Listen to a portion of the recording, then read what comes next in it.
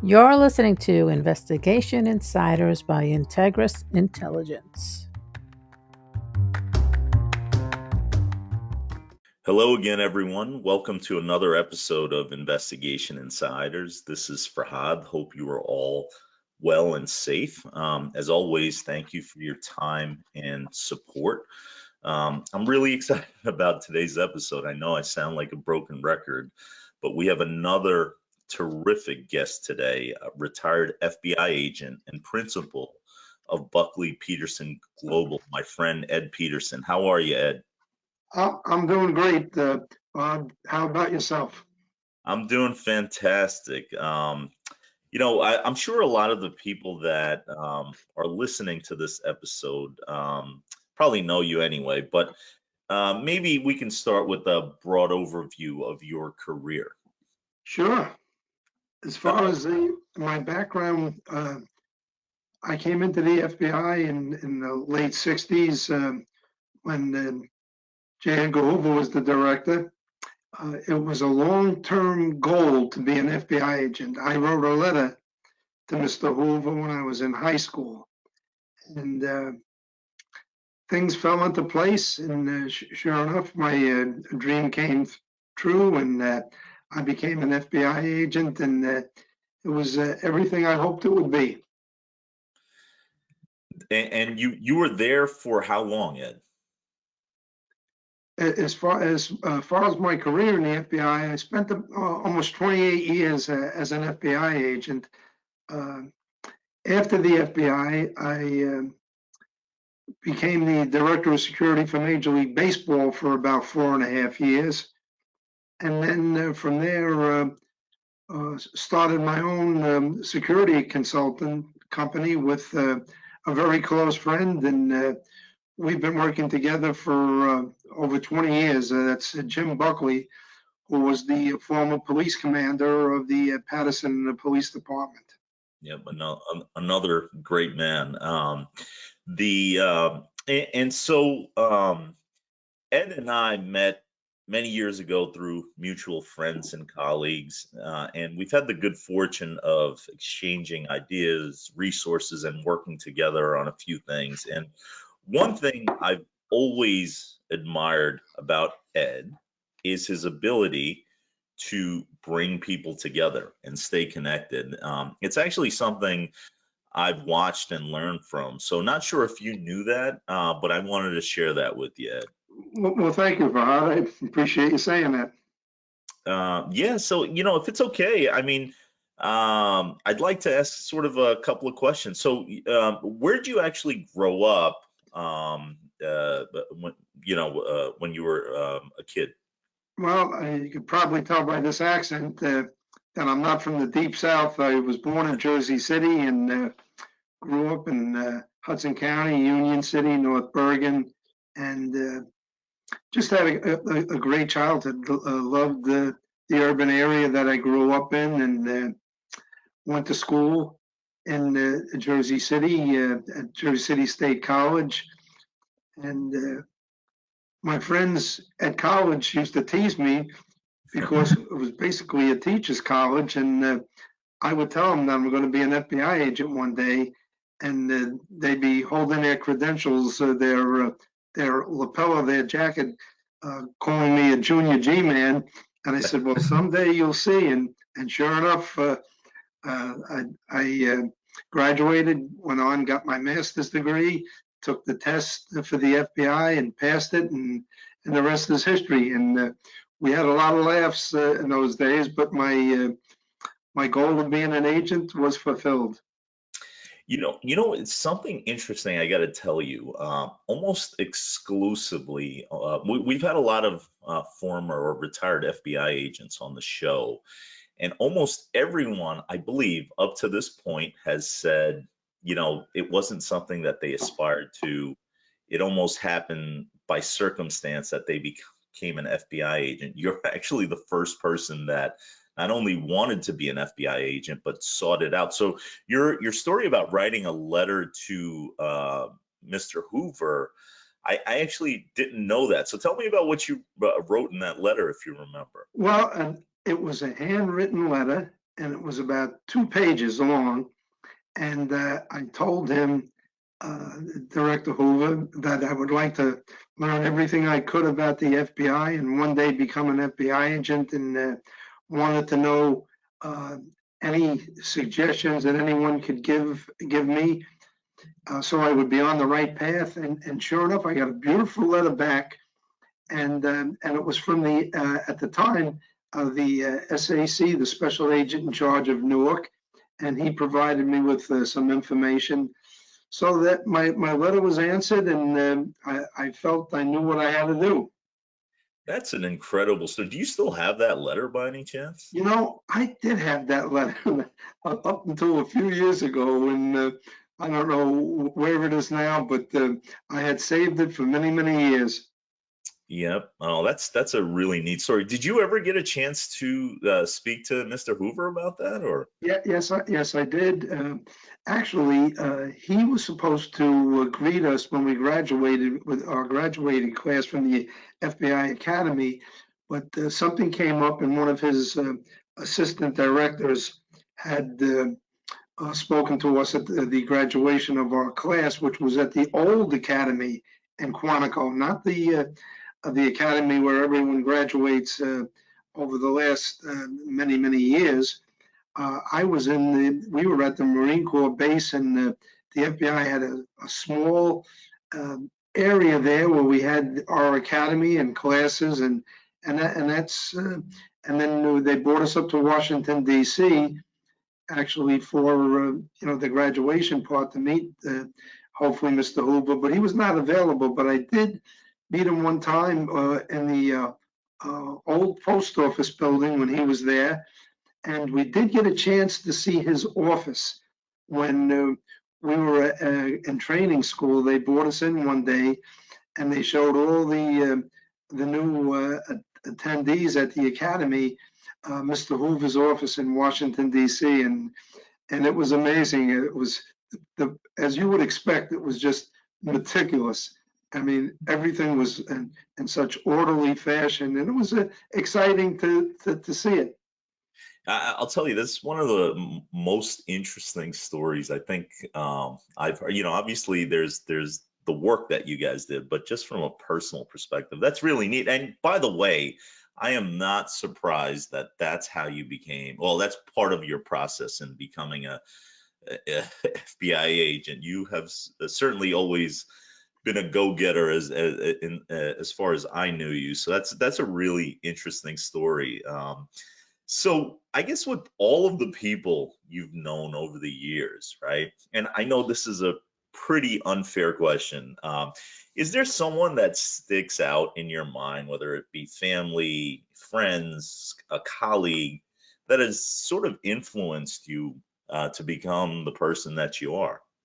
Well, I have to say, believe it or not, from a young boy, I had a tremendous love for basketball, and my coaches, my high school coach was the one who convinced me to go to college, and my college coach, my dad had died when he was in his 40s, and my college coach was like both of those guys were like fathers. They both were great mentors, and they always encouraged me to pursue any goals or in life that I had. And my high school coach has passed on many years ago, but my college coach is in his 90s, and we get together maybe once a month, once every 5 or 6 weeks. He's not as mobile as he'd like to be, but we always have a great time, sharing memories, and they were people that took such an interest in me and motivated me and put me in a position to achieve a lot of the goals. And then along the way, you get the honor to work with. I was assigned to some veteran FBI agents, Joe Conway and Bill Roselli and Bob Hartman, and people that I learned so much from them. I would always try to take you know, Bill Roselli had some great interview techniques. Joe Conway was terrific. They had different styles, and I always tried to take and learn from them. I learned, you know, they were both great report writers, very right to the point, and not, you know, writing with a lot of French pastry and no substance. They would get right to the point of what needed to be said. And you know, you observe the guys, and you say, you know, there's things that he does that I can learn from and make me a better agent. And I attribute guys like that in the FBI. And I have to tell you, as great as a job as being a director of security with Major League Baseball, which was so exciting. Yeah. I went to Cuba with the Orioles. I was in Caracas, Venezuela with the Braves, Australia with the Olympics when we won the gold medal in 2000, and traveled all over the world with baseball and had so many wonderful experiences. Working with the NFL was a great experience, being on the field for a Super Bowl and being one of the representatives with the New York Giants. That was a great experience, but nothing, in my opinion, could match being an FBI agent. And the people that I worked with the FBI were of such high quality and character and ethically just strong and strong with integrity. And just what the letters imply: fidelity, bravery, integrity, FBI. Unfortunately, we have seen the FBI and the Bureau fall out of the graces of the public. The perception of the FBI is not very good these days. And I think you got to lay blame where it belongs, with the leadership. It's not, unfortunately, what it should be. The FBI has unfortunately taken on a political approach. It appears, and it's disheartening to talk to young agents and colleagues from the FBI and to see all the negative publicity that the FBI is receiving these days, when everyone in my era was so important about protecting the integrity of the FBI. We were not, no one was allowed to put political signs on their property or anything. And unfortunately, things have changed. But I think I'm a very optimistic guy. And I really know that the mission of the FBI is so important, the work that the FBI does. And you have so many great FBI agents. And I hope they stop bringing in people from the outside, because that's when I think the Bureau kind of lost their way. They brought, years ago, they would promote from within, and people earned those positions, and they carried on the great traditions of the FBI. Today, unfortunately, you have people coming in from the outside that have their own political agendas. So that's changed the face of the FBI. But I really believe that the reputation of the FBI will be restored when we have the right people leading it. Yeah, no, and there was you said a lot there. First, just to start off at some of your beginning comments about your basketball coaches and your father having passed away at a young age, and how they took sort of a leadership role, and of almost a father role in your life. Again, for me, it was very similar. So there's a lot that resonates with me. When you talk about that, and it's amazing that you and it speaks to your character. I mean, are still talking about that and are still connecting with those same folks. And I'm doing something similar. But and then like the people in the FBI that you cited that sort of helped you become the agent that you were. I mean, it's just really amazing that you remember those sorts of things, because a lot of times people do, and we all learn from someone, good, bad, or indifferent. We all learn from people, and people oftentimes forget that. So it's really neat that, again, you're recognizing those kinds of things. And then obviously from your time at the FBI, one of my next questions to you was going to be, what are some of the things that stick out to you from your time in the FBI? And almost every time I ask people that question, they always say the people. So I'm going to throw that out there to you. What are some of the most memorable things from your time with the FBI? Well, I think that's a good point, Farhad. It's so true. The people of the FBI, I worked with wonderful people with Major League Baseball, just terrific people. The same with the NFL. My experience with the NFL, just wonderful people that you deal with.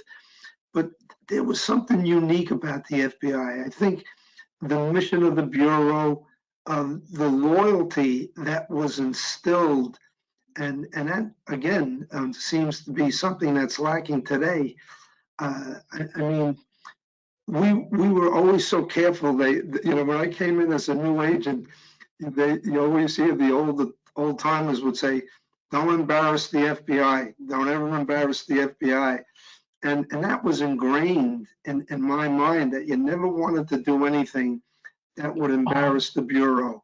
And I think that was so important. And I think that value was shared with so many of the FBI agents that I had the honor and pleasure of working with.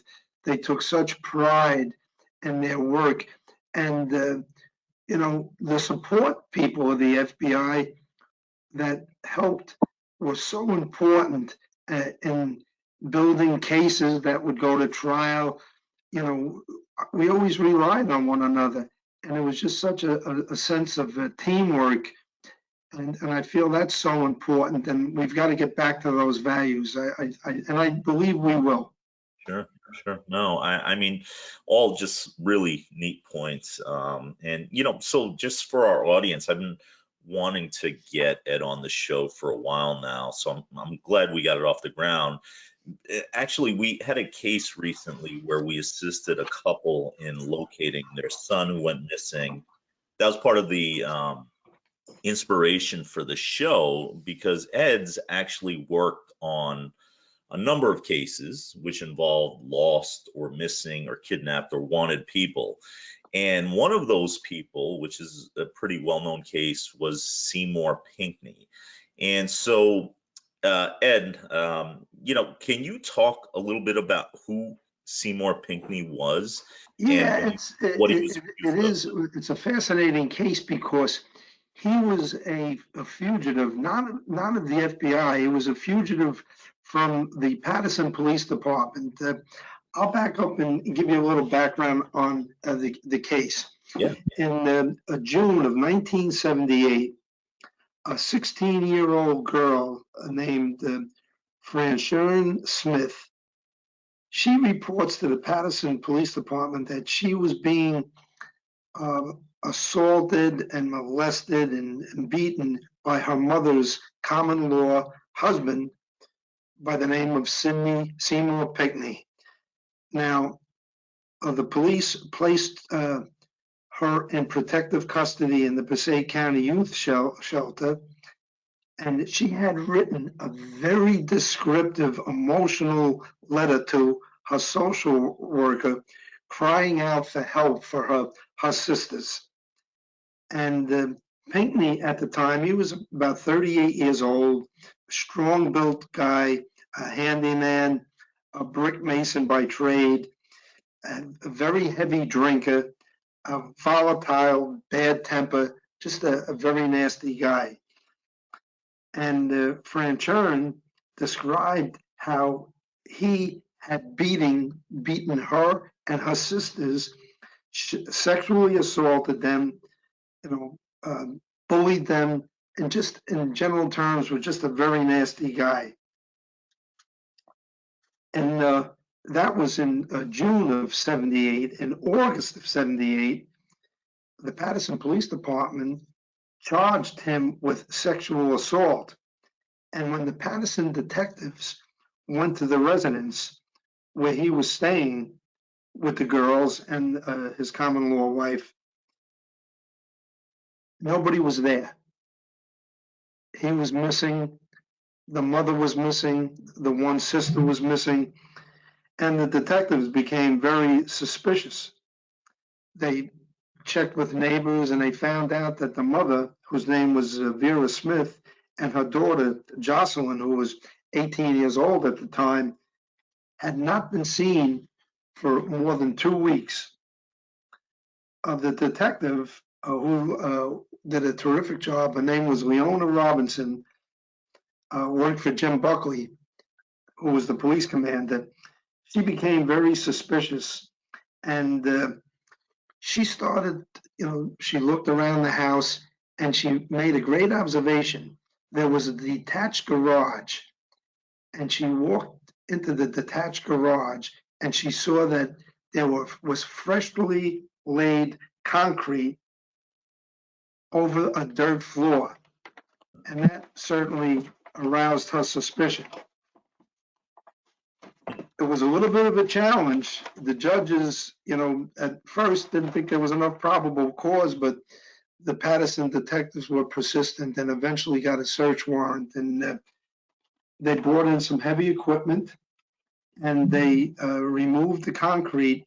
And sure enough, the bodies of Vera Smith and her daughter, Jocelyn, both had been shot in the chest several times, and they were buried in the dirt under that concrete.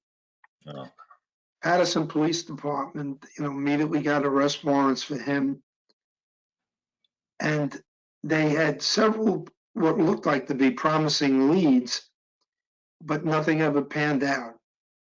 And the case just went on, one dead end after another. And 10 years later, more than 10 years, almost 11 years later, when Jim Buckley became the commander, we had a great friendship. He approached me and asked me if I could get a federal unlawful flight warrant. That's under Title 18, Section 1073, unlawful flight to avoid prosecution.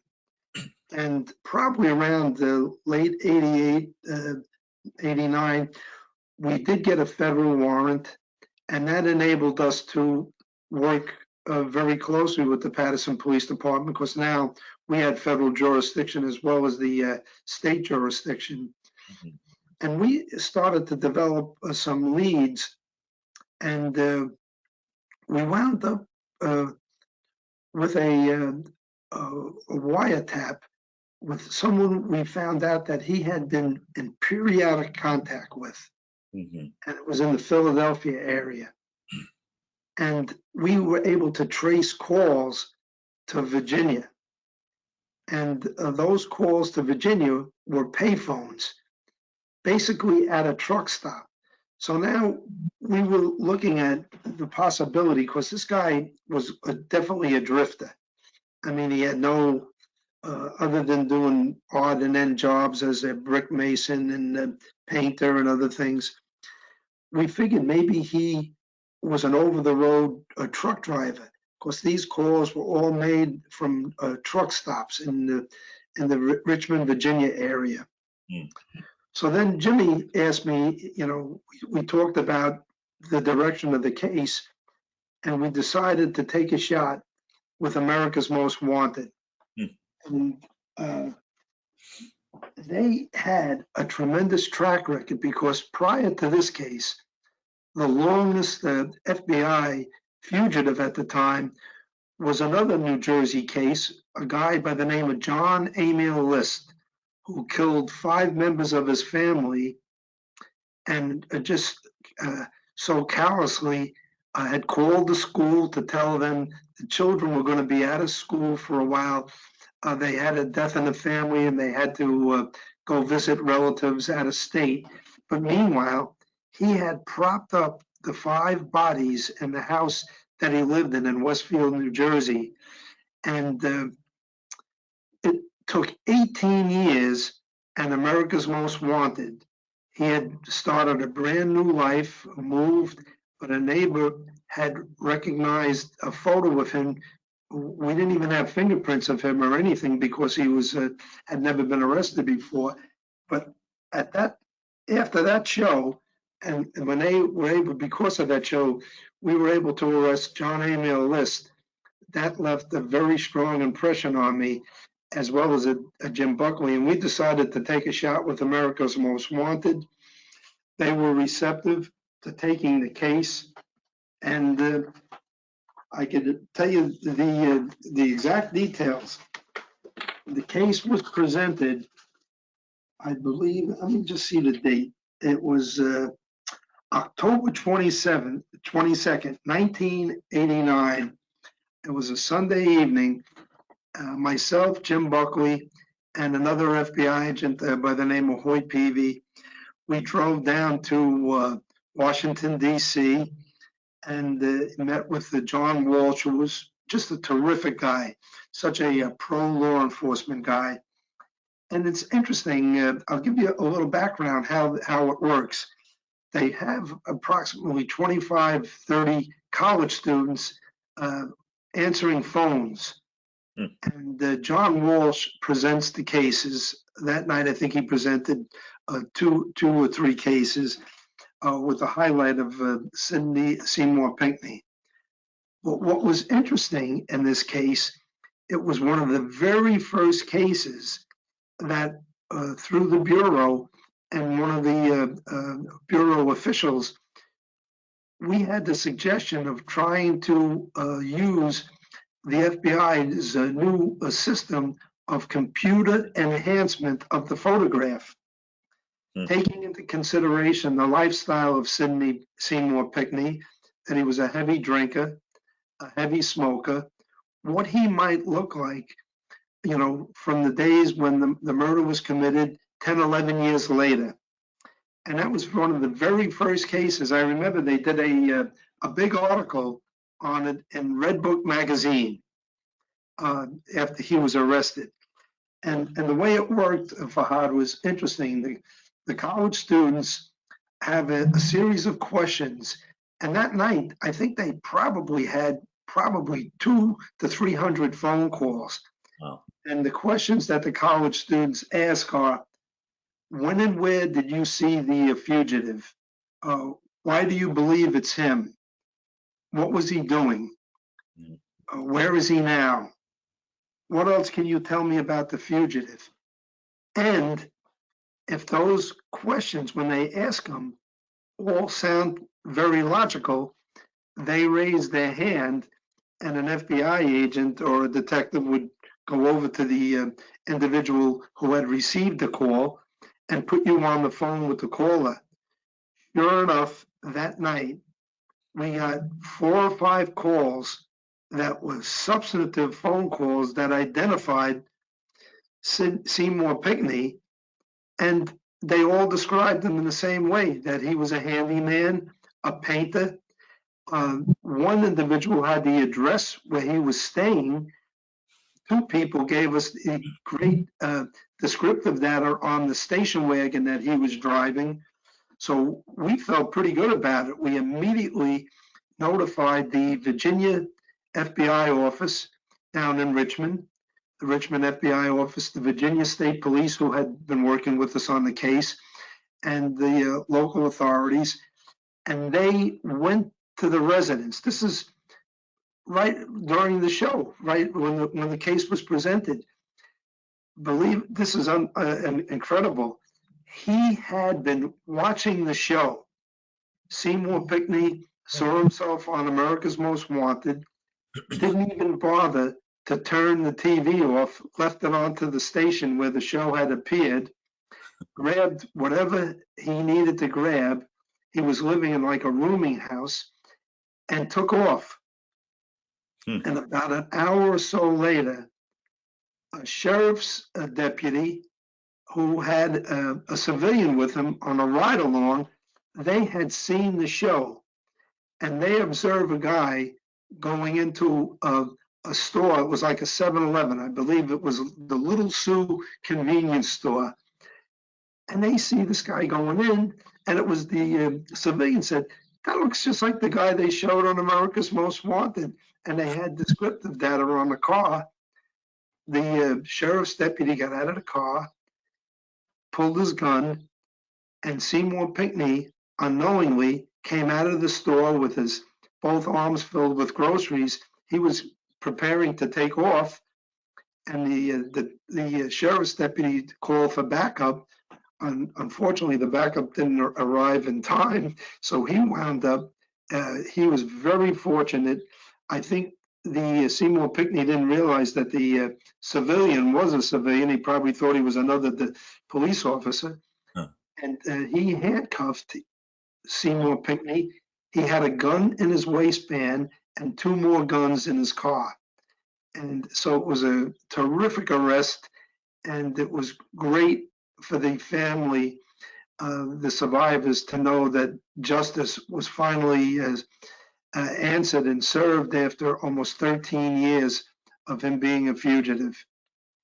That, And that's an incredible account of, our show is called Investigation Insider. So, the premise when we started it was to peel the layers back on things that happen, and so you just captured that like exactly as we had intended. So that is really just an unbelievable case. Is that where you met Jim, or were you guys friends from even before that? Like, well, we were friends because when we opened the FBI office up in West Paterson, Garrett Mountain, yeah, Jim had become the commander, and he had a great reputation. I had worked a couple of great cases with Jim, a major kidnapping in Paterson, where we recovered the victim and safe and sound, and arrested the 5 individuals involved in the kidnapping. And we just developed a good friendship. We had good chemistry, and working together. And when Jim approached me on this case, it was a no-brainer. I said, this is a case that the FBI should be involved with. yeah. And with just great teamwork and just a lot of good relationships were built because of cases like this.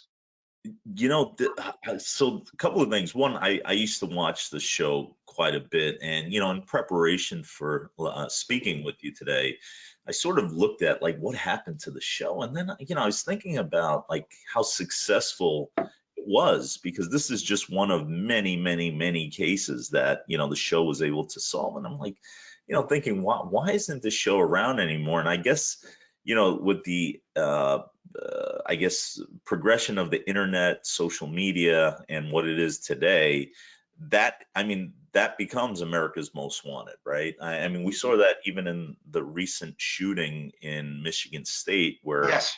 right, so Yeah. that's what it's become. Is social media has become America's Most Wanted in many ways. So this is a really, really interesting story. So when you think about like the case today, well, like what comes to your mind? Do you think about the family? Do you think about the work? Do you think about the investigation? And it's just obviously from my perspective very Well, it's interesting because the young girl, Francine Smith, when you look at that, when Seymour Pinckney was arrested 13 years later, she was a young mom with 3 children of her own. But she got to know that this man was brought to justice, and she never had to worry about him again, because he was sentenced to life Yep. imprisonment. And at first he wanted to plead insanity, but then eventually he pled guilty to both the murders, and was sentenced. And obviously, she lost her mom and her sister, but at least I think she never had to worry or look over her shoulder knowing that he was behind bars. Yeah, that's incredible, and I mean, it's great. I'm sure it's a great feeling that you were able to play a role in that. So that's really just a very, very interesting story. And so I'm thinking about the way you guys handle the investigation, many of the things that you described, right? It's funny because, again, there's a lot more tools, a lot more technology, a lot more. But, when you think about an investigation and how you guys ultimately captured it, fundamentally, I mean, what's done today is what was done at that time, right? I just find that to be interesting. Again, there's different tools, but essentially that's the way things are still done, the way you guys chased leads and followed them and worked together and all those kind of things, right? Well, I think the evolution, Farhad, of the joint task force, whether it be the joint, which I was involved with, in the beginning with the terrorism task force working out in New Jersey, when they had the killing of the New Jersey state trooper by top 10 fugitives, the trooper LaMonaco. When you work together on a part of a task force, a lot of the differences evaporate. You know, where years ago the FBI would work a case, they really didn't depend too much on the local authorities because they had the resources of the bureau. But I think the realization was that if everybody works together, there's so many things that can be done. And obviously the FBI, of when you work with a local police department, whether it be the a large urban department, the New York City Police Department, they're just an excellent police department. They do a great job. They have tremendous resources of their own, both domestically and internationally. But when you have the FBI working with you as well, you have access to all of the 57 field offices, all the foreign legal attaches, and you have the resources of the FBI lab, the FBI identification division, premier support factors with all the resources that the FBI has. I mean, here's a case with one of the very first cases they ever used computerized enhancing of the photograph. Yeah. And Jim Buckley and myself, it's really ironic. The two of us looked at the photograph. We said, nah, he's not going to look like that. And we were like, between us, we were like a little critical of the artist at the time. And then we drove down that night and we saw Seymour Pinckney the night he was arrested. Right, right after the show, we drove. It was like an hour and a half, 2 hours, whatever, to get to the location where he was in custody. And we looked at him, and we looked at each other, and I think Jimmy called the agent who did the enhancement and said, "I think I owe you an apology. I didn't think he was going to look like he did, but sure enough, it was amazing." So that computerized enhancing really did work, taking those factors of him being a heavy drinker, heavy smoker, his lifestyle, and sure enough, it looked just like him. That's a really interesting commentary. So you kind of actually led into what I was going to ask you about next, right? So obviously you've built a very, very successful career in both the public and private sectors, right? And as we've already discussed, and throughout this discussion, you have mentioned what's always stuck out to me is your ability to build and maintain relationships, right? So how important do you think that has been to your success? Well, I think it's a measure of success for anyone. I've been fortunate enough, but I learned at a young age, from the values of my mother and my family and people that were important in my life, the importance of keeping your word. If you tell somebody you're going to do something, if they know they can depend on you, if they know that it's not a lot of hot air, that if somebody calls you, no matter who calls me, I always make it my business to return a phone call, no matter who it is. Yeah. And I think if you stay with those basic courtesies, and what I found what's so important is if you don't worry about who's going to get the credit in a case, people sense that. Yeah. And and I think there's so much of a better opportunity for teamwork to really take place and people to value those, and from teamwork you develop those friendships. And these are lasting friendships. I had the liaison in the 70s with the New York City PD homicide zones up in the Bronx. There were 3 homicide zones, the 7th, the 8th, and the 9th. And here I am, a young agent, and I'm going to speak at each of those 3 homicide zones. And, you know, to veteran New York City police officers who really, in some cases, didn't have a good experience with the FBI and didn't like the FBI. And I would tell them, I'm willing to take any of your fugitive cases where you think the individual committed a murder and fled the jurisdiction of New York.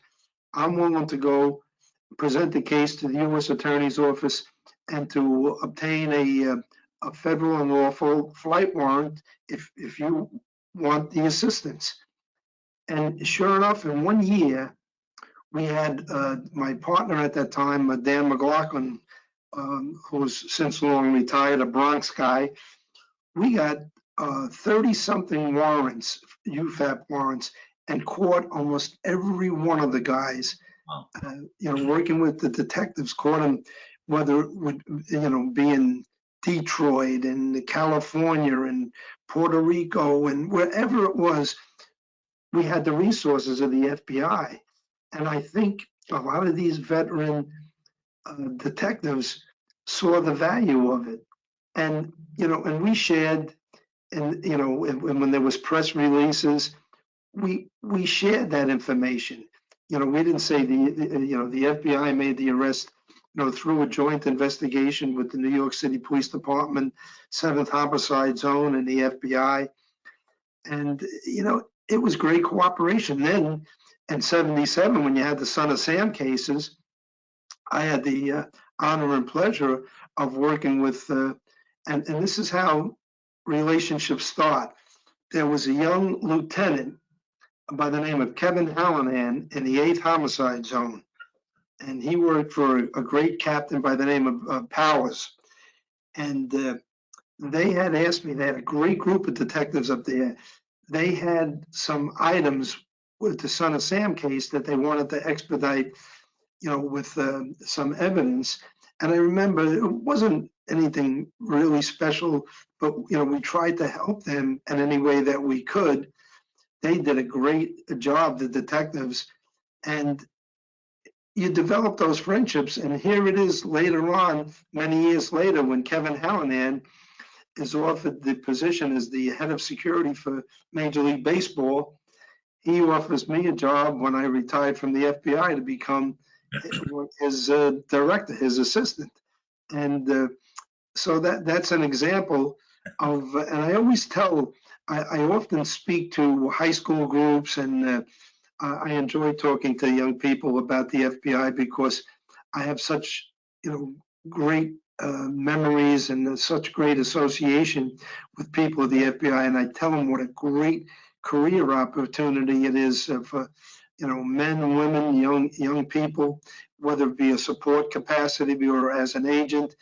But there's so much good that can come from working with others and learning from them and sharing those experiences, and that's what I think.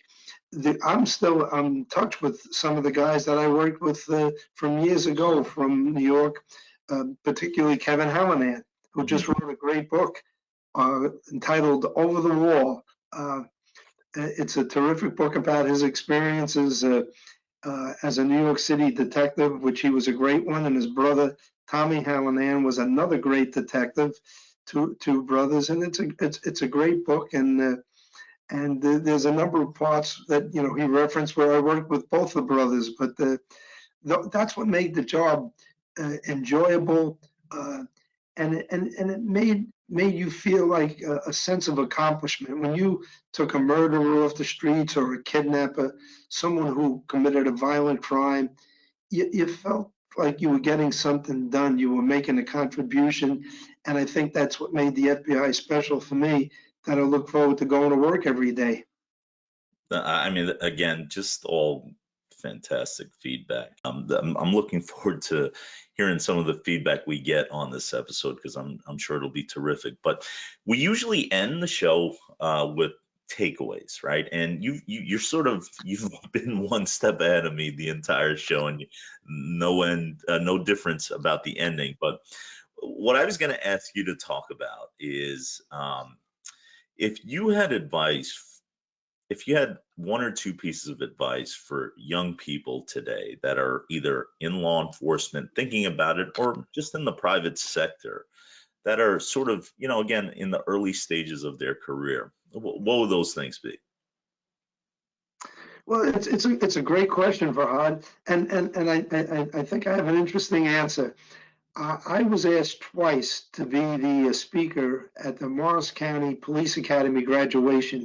It was a very large class. There were probably about 600 or 700 people in the audience, and I wanted to convey a message that was special. So it was a simple idea that I had. I reached out to detectives, people that I worked with in large urban departments like New York City, Jersey City, to suburban areas, to rural areas, from the one end of the spectrum to the other. And I asked them a very simple question. If your son or daughter was graduating from this police academy, what would be one of the most important things that you would want them to learn? What would you convey to them? And I couldn't believe the great response. Now, I talked to a guy who was a police officer, just a patrol officer in a small suburban community, very small community. And he had such a valuable piece of advice. He said, you can stop a car, car stops, he said, 99 times and never have a problem. He said, don't ever let it become routine, because that 100th stop could be a guy that is wanted for bank robbery, murder, a violent criminal, and your life could be at stake and the life of others. What a great piece of advice from a guy who was a patrol officer in a small town. Then I talked to a trooper who covered the rural areas of New Jersey, and he said, I would tell the young guys who came on the job, he said, you might get a call from an elderly woman. Somebody broke her window, might be a little vandalism or something. He says, treat that woman as if it was your mother, how you would want your mother treated. And the advice from each of the detectives, I was able to, provide that in my talk, and touch upon things that, if you treat people with respect, even I was always very successful with getting confessions with people, because I would treat them with respect, even if it was a criminal. If you treat people with respect, and then later on, for example, if I went and spoke to the mother of a fugitive, I would say, look, I don't want this to end in tragedy. I don't want an innocent police officer or an innocent person getting killed, and you don't want your son to be killed. Help us, and I guarantee you that I'll treat your son with fairness. And if you cooperate, I'll keep my word to you. And I can't tell you how many times I got people to cooperate. And then when you sit down with someone and you interview them, if you treat them with fairness, you get them a cup of coffee, a roll and butter, or a donut, whatever, and you sit and you say, look, you got an opportunity here to clear the slate. You have an opportunity to cooperate. We have a very good case against you. You're going to probably be found guilty. Cooperate. If there's any other people involved, tell us, and in the long run, it can help you out. And as a result, Farhad, over the years, I wound up with people in the prison contacting me with information that they thought I could use. And I think it's, if you build those relationships, you treat people, no matter who they are, if you treat them with respect and fairness, not every time, but so often you'll get it in return. And I think that's an important lesson that you want to convey to any young person. And I would encourage anyone, despite all the negative publicity, I still think the FBI is one of the greatest jobs. If I had to do over again, I wouldn't hesitate for a minute. I would love being an FBI agent all over again. And as exciting as baseball was and the NFL, in my opinion, couldn't compare with being an FBI agent. That's just such, I mean, it's you're talking about the FBI, but it really is very neat to hear someone talk about, their sort of career and life that way. And, hopefully some of the folks that are currently in the FBI will listen to this and maybe it'll spark something. You just never know. I mean, and maybe it will. So I really thank you so much, Ed. This was just an fantastic episode, and I really enjoyed, as I always do, sitting down and speaking to you. This time we were recording, but it felt the same. So thank you so much for joining me, and I hope to talk to you again soon. So thank you so much. I mean, you know how I think about you, and we've had a long-term friendship, and I'm happy to say, and I hold you in high regard. And it was so nice getting a chance to meet your son at the FBI Academy. What a nice young man he is, and what a great, bright future he has. So it's my pleasure to be a guest on your show. Thank you so much, Ed. Don't forget to follow us. We are on LinkedIn and Facebook, Instagram, Twitter, and YouTube.